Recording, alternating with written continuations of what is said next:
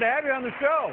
Thank you for having me. Thanks for having me back. Always a pleasure, and gosh, it's exciting, and it seems like it has been quite a long time. I hope there's nothing wrong, and I hope you keep coming back. We'll see how it goes here tonight. I was wondering why I wasn't coming back. Well, no, I hope you are coming back. First of all, how's your family? Oh, it's great. All is well. You have two kids, is it? Yeah, 10 and 7. 10 and 7, and I can remember one of the last appearances. You were describing one of your children. You said it's like looking after a drunk. Yeah. Yeah, they're out of the tiny drunk phase That's now. good. Yeah. I'm in it. You've entered the tiny drunk.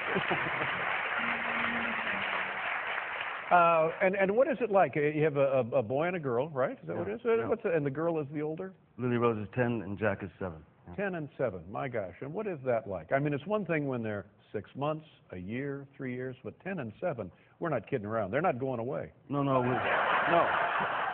they're not. They're trying to push me out. Yeah. Well, they've entered the age of technology now. You know? Yeah. It's texting and PlayStation and that sort of thing. Yeah. Do you see now, because the way it works, obviously, they will now begin a gradual separation. Whereas they grow older, they become more and more independent. Have you recognized that? I see it coming, yeah. Yeah. I also see little boys starting to line up Mm-hmm.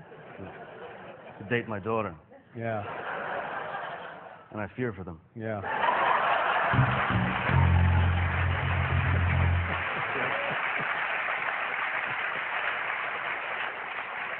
Now let's talk about the movie Public Enemies. It's a great story, and I think there was an era in this country when this was fairly common. After the Depression, early 30s, we had outlaws who became folk heroes, and this is about John Dillinger and his buddies. I saw the movie the other night and really enjoyed it. It was fantastic. Because I like it because historically, it's the real deal, you know. And have you seen the movie? No, I've not. No. I'm sorry, you've not seen the movie? Not just yet. And you're too busy to see it, probably? You know, in a way, you know, once my job is done on the film, it's really none of my business. You know? Really, none of your business.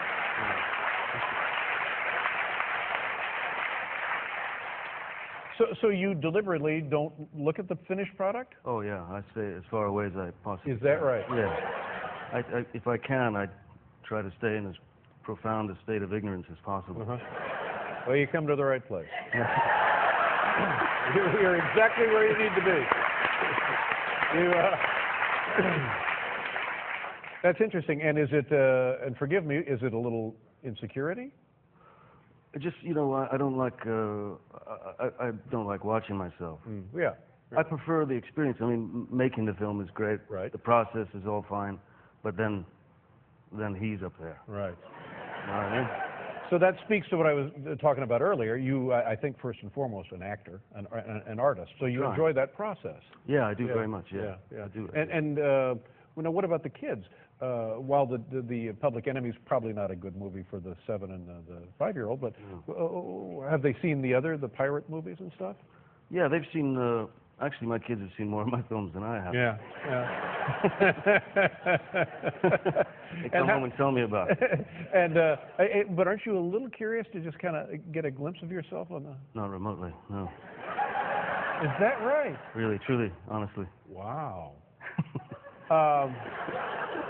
But along the way, when you're making a film, and say it's complicated, like some of these pirate movies, they were shot consecutively, not consecutively, but simultaneously. Yes. Well, aren't you a little curious about how the work looks that you're doing? No.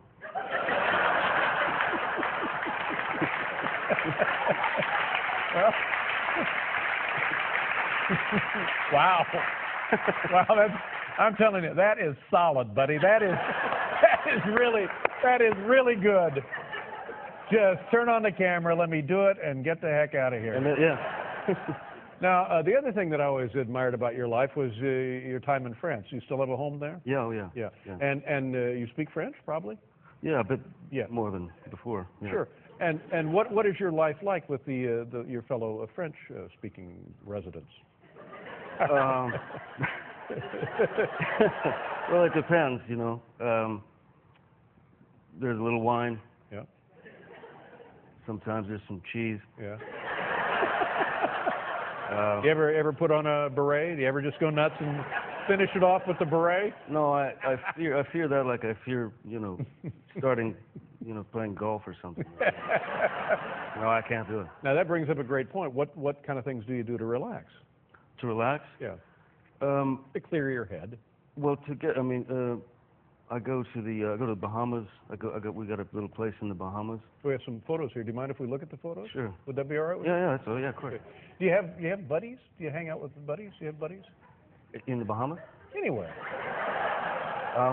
Yeah, I have a few buddies. Yeah. Close friends? Are they in the profession? Are they actors as well? No. Yeah. I know a couple of actors, a couple of nice ones. Mm-hmm. A couple of nice actors. Yeah. This is where you go in the Bahamas. It's called Little Halls Pond Cay. Yeah. 45 acres in the Bahamas. Well, it certainly looks beautiful. And you have a pond there. Is that like a salt pond in the middle? Yeah, it's brackish water. Yeah, beautiful. Yeah. Is this a volcanic island or a reef, a coral reef island? It's a reef. Reef. So that means it's fairly flat, I would guess, right? Yeah, relatively flat. And you own the island. Yeah. Nice going. Nice going. Thank you.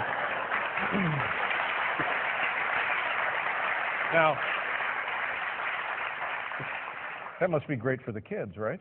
Well, that's the thing, it's the one place that we're guaranteed that, we can take the kiddies to the beach without a bunch of lenses, coming out. That's right. You have privacy and the security of just letting them run, I would guess, all over the island. Yeah. And they enjoy the marine life. Now, do you get in and do stuff? Do you snorkel and that kind of thing? I have, we've taken them snorkeling and that kind of thing, 'cause it's a beautiful land and sea park there, and there's all kinds of creatures, beautiful, there's nurse sharks and barracudas. Wow. Have you seen a barracuda? Right.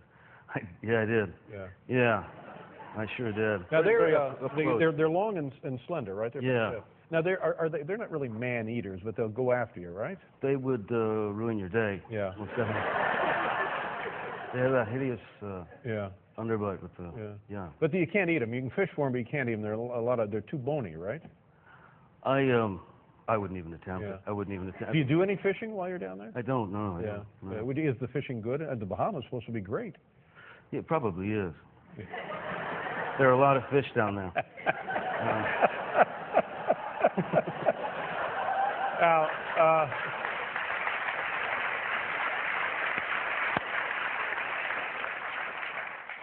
if you were swimming down there and you saw a whale, would you be frightened?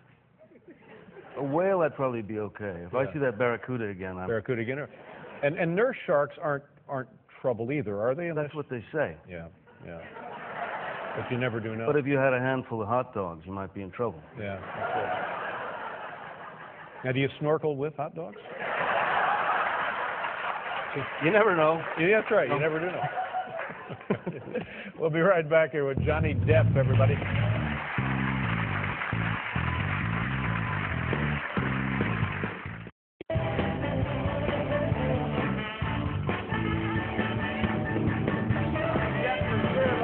His new movie, Public Enemies, opens July 1st.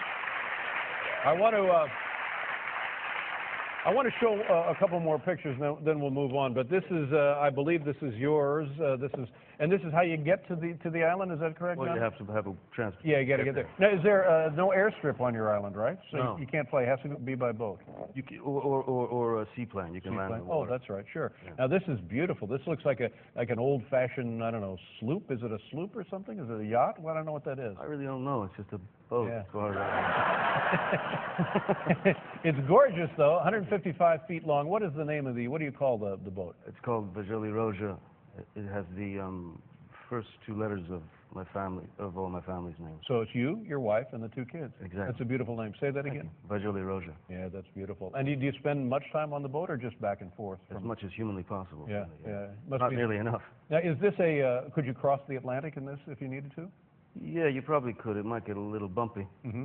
But you'd probably be all right. Do you get seasick in a boat that big? Not yet. Yeah, that's good. Have you ever been seasick? I came close once. It's awful, isn't it? It's yeah, just not good. Unpleasant. Well, it sounds like a lovely life you have there. And you must have some of your buddies come down, family, friends, the kids. Oh, sure, yeah, family. How much time do you spend down there? Not enough. Yeah. No, I mean. Could you live on that island? Easily. Is that right? Oh yeah, just sit there and drool. Forget language. I do that here every night. But when you know what I like to do is watch old movies, and I'm wondering if you're like that in the respect that you look at old movies and have 30s, 40s actors and stars that you admire. Anything there? Oh, there are tons of them I admire. Yeah. Yeah. Who comes to mind? Bogart first and foremost. Yeah, sure. Yeah, Humphrey absolutely. Bogart. Yeah. William Powell. I liked William Powell. Mm-hmm. And then going on up in the 40s, Robert Mitchum, and yeah. then certainly Brando, and onwards. And then there's of course Elizabeth Taylor, who I. Elizabeth Taylor, you have a friendship with, is that correct? We've stayed in contact over the years. Yeah. How did you first meet? I was invited to a dinner by Roddy McDowall, Mm-hmm. and I went to this dinner, and she was magic, She was just this glowing, levitating thing. Right. And lovely. Oh, super lovely, very sweet, but a real broad, I mean. I'm sorry? A real broad. A real broad. A liver and onions broad. A liver and onions broad. Hmm. She was down to earth, is what you're saying. Exactly. Yeah, yeah. And how did you know Roddy McDowall? I knew Roddy through Vincent Price when I'd done Edward Scissorhands. Mm-hmm. Oh man, what a tremendous film that was. Yeah.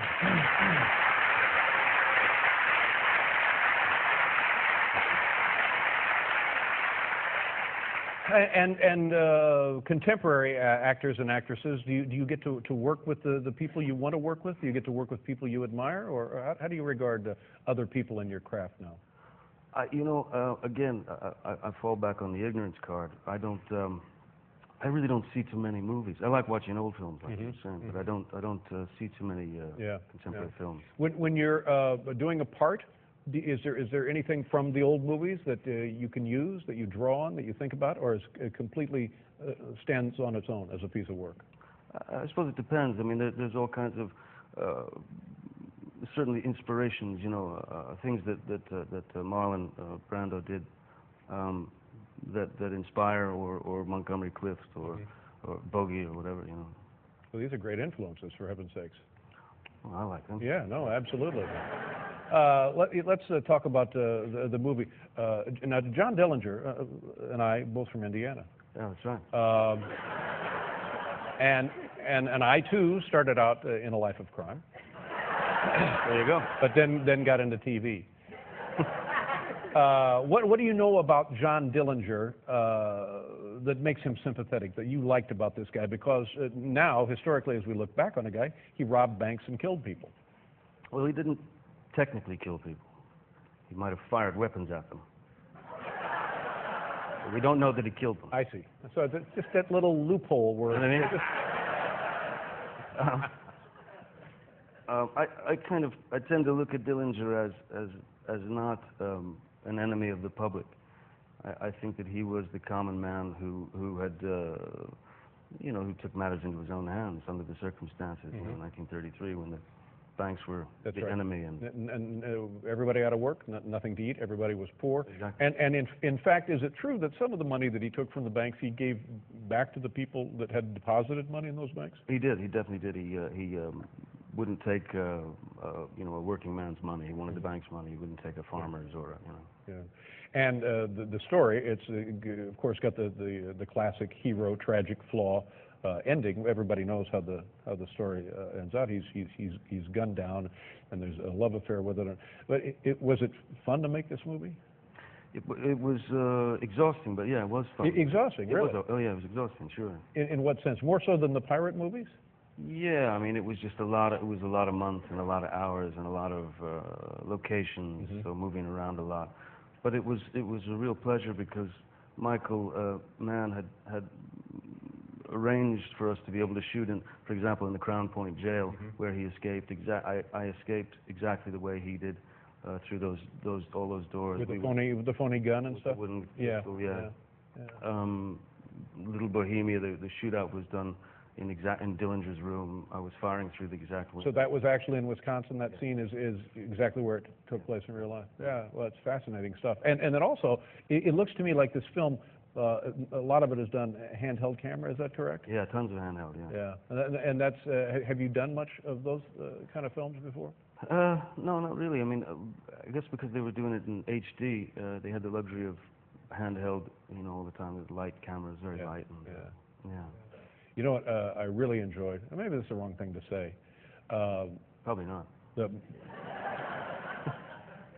shootouts. Yeah. And in movies today, they're 90% chase scenes and shootouts. But these shootouts, you really get your money's worth in terms of muzzle flash. Yeah. It's good. It's good. I know you haven't seen it. I think that should be one of those things they put at the top of the post. Yeah, you get your muzzle flash dollar out of this. And Christian Bale is in the film as well? Yeah, he's wonderful, yeah. Yeah. Christian Bale, Marion Cotillard, and Billy Crudup, a great cast. Yeah, great cast. And it's one of those things where the guy's got it coming. There may be some ambiguity there, but when it ends, you're sad to see him go. Oh, that's good. Yeah, I mean, how can you feel that way about a criminal? I mean, but you can, really, don't you? Isn't that weird? Yeah, it is. I tell you what, let's look at a clip, but we have to do a thing, and then we'll be right back here to take a look at a clip from Public Enemies.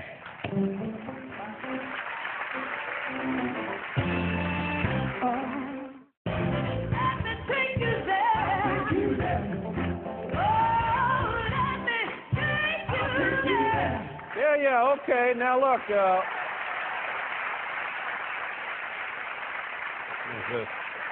This is what Johnny looks like on the boat. That's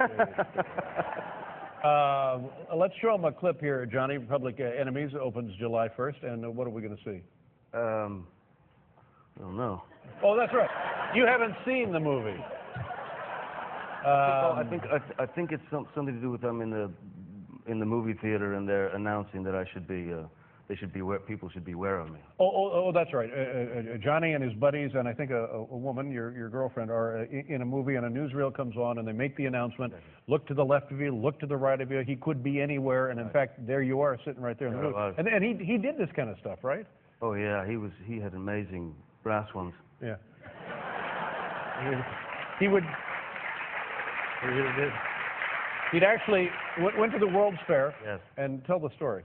He went to the World's Fair with his girlfriend and had his little Brownie automatic camera and went straight up to a cop and asked if he could take his picture. Yeah. and then the cop said yes, and then he handed the cop the camera and said, "Would you take our picture?" and he did. Yeah. There you Public go. Enemy #1. That's right. All right, so that's more or less what we're going to see right here. Take a look.